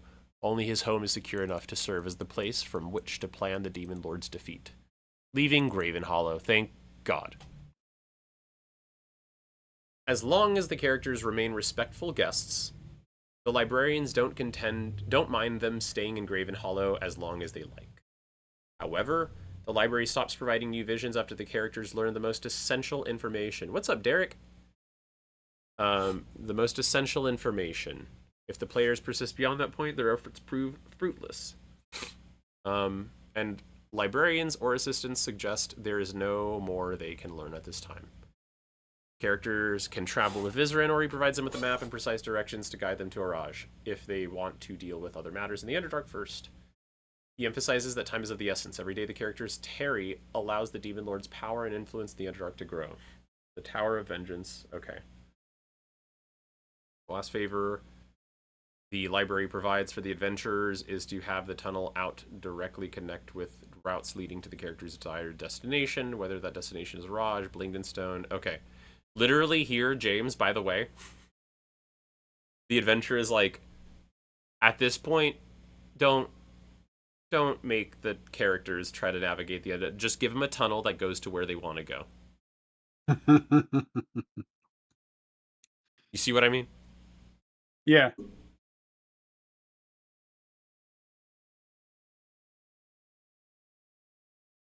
Okay, let's see. Offered an alliance by the Drow Mage, Vizerin Devere. The adventurers travel to this tower in the depths of the Underdark. There they learn more about what he knows of the threat posed by the Demon Lords and potentially forge a pact with him to deal with that threat. They must be cautious, however. Yes, so as the title suggests, this is a D&D-to-Daggerheart conversion of Out of the Abyss. Sorry, I'm only answering like because I've been sitting here for like, what is it? An hour and 45 minutes trying to read, like, do textbook reading homework. Okay. Let's see. They must be cautious, however, as their potential ally has his own interests at heart and his own agenda that where his fellow drow are concerned. If the characters rebuffed Vizerin's overtures to an alliance in Graven Hollow, the drow subsequently sends Grin, see later in this chapter, as a peace envoy, renewing the offer and leading the characters to Araj. Further exploration of the Underdark on their own might convince the adventurers to at least hear what Vizerin has to say. If they find the means to communicate his offer to their allies on the surface, those allies encourage the characters to forge an alliance with the Drow Archmage. Okay, so Vizerin's tower lies on the edge of the Worm Writhings, about 10 days from Menzoberranzan. The map and directions the Archmage provides the adventurers in Chapter 11 allow them to find the cavern where the tower stands without getting lost. Use random encounters from Chapter 13 on the way to the tower. Why? Why?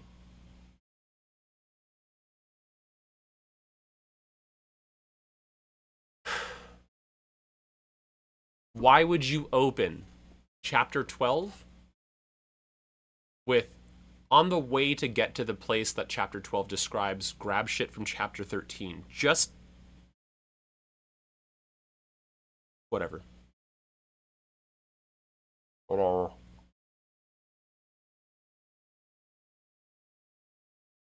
The worm writhings are these giant tunnels carved out by giant purple worms or whatever. Derek said all of this Underdark talk is making them drowsy. That's hilarious.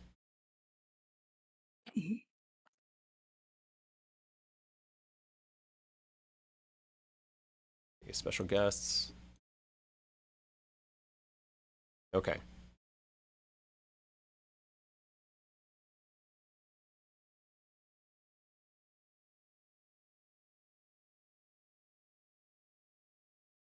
Guards and wards.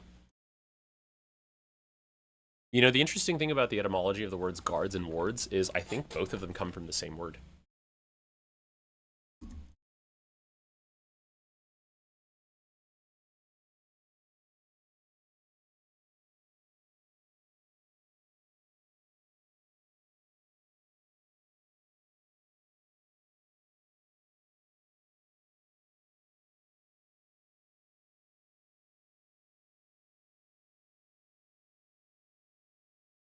Yep.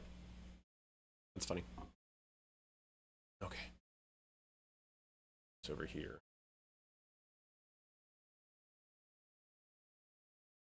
I would, on the surface, just assume that has, if I had to make an assumption, I go that probably has something to do with French and English being merged in, Yes. when Yeah. Franks came over. Yeah. Influence of this language on that and stuff. Also, sometimes there's words called doublets. I already forgot what I read about the etymology, but there's words called doublets where a word comes from two sources, and ultimately the original source is the same thing, but it makes its way into a language. It goes to two different places, maybe different dialects or maybe two different languages, and then they both find their way into the target language. Yeah. Like Colonel, or actually, well, Chef and Chief both come from French, just at different times that made its way into English, but like, and Person and Parson are just doublets that come from different dialects of whatever. Anyway, I don't care anymore. All right. Let's see. Other inhabitants, blah, blah, blah. There's a tower. Okay. The tower. There's a wizard in it, an archmage. He has information about the demon lords. I'll read that to my players, what he knows. I'll look at this when they start asking questions. We might not even get to this part because I know how my players are and they're ridiculous and we're probably going to get all off track. Unrelated, just shared TTRPG resources to a non-TTRPG author because of all the awesomeness. Thank you. I'm glad that you are making the world a better place. Demons are creatures ruled by madness and hatred. Rituals, certain components. Okay, right. And this is the part that people have told me, or that I've read online in a lot of places, is at some point Out of the Abyss becomes a fetch quest. So the first half of the module is we gotta get out of the abyss. And then the second half of then they leave the abyss, and then we did some cool stuff on the surface, and then they go back. Then it's like, we need to find out what's happening, and then they do.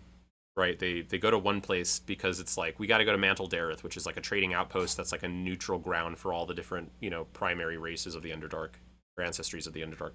Then they get like a ring that leads them to the library. The library leads them to meet this guy. The guy who they meet is like, all right, so there's demon lords, of which we all already fucking knew.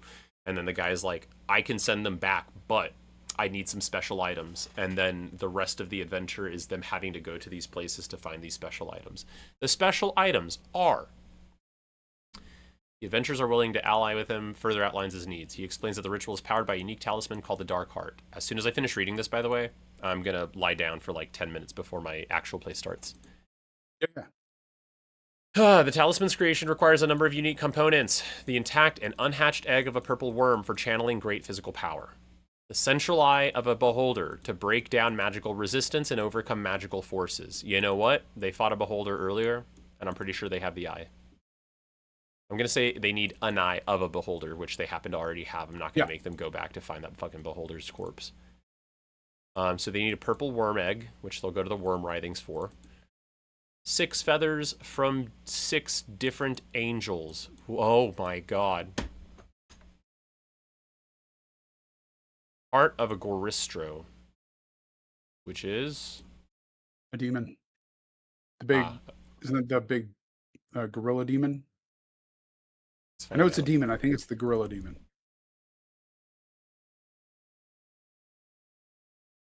It's this thing. Okay.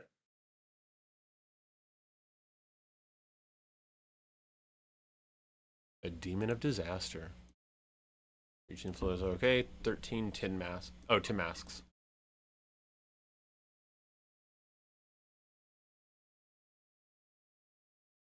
Few drops of blood or ichor from a demon lord. To connect with the demons, the ritual will call. Gromf Bainray's grimoires and notes on his ritual to assist in better understanding the power that summoned the demon lords. Okay. Cool. Direct them to retrieve as detailed subsequent chapter. Okay, in his research, located potential sources for all these components, and he can direct the characters to retrieve them as detailed in the subsequent chapters. The purple worm egg and eye of the beholder can be found in the worm writhings. Cool. The angel feathers and demon heart can be claimed in the labyrinth. Cool. I think that they'll already have the eye of the beholder, but they'll still need the egg. Grimoire is in Menzo Baranzan, City of Spiders.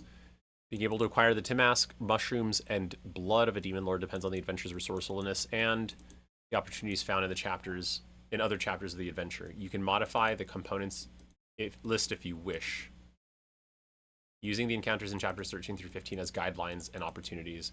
Additional encounters can easily be inserted into chapters 13 and 14 for any elements you may want to add to the ritual.